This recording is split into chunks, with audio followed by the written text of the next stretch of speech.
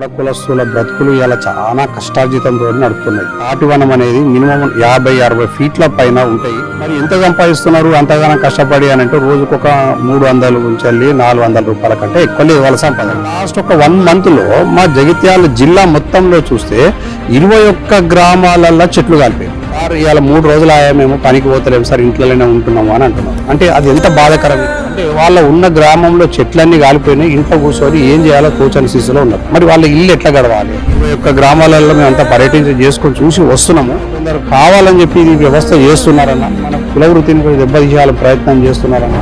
వాళ్ళు చేస్తున్నది వాళ్ళకు సొంత లబ్ధి కోసం, సొంత లాభం కోసం అనుకుంటున్నారు, కానీ ఇడారీ చేసుకుంటున్నారు. వాళ్ళు ఇలా గవర్నమెంట్ పెన్షన్ పదే కోరుకుంటున్నాము.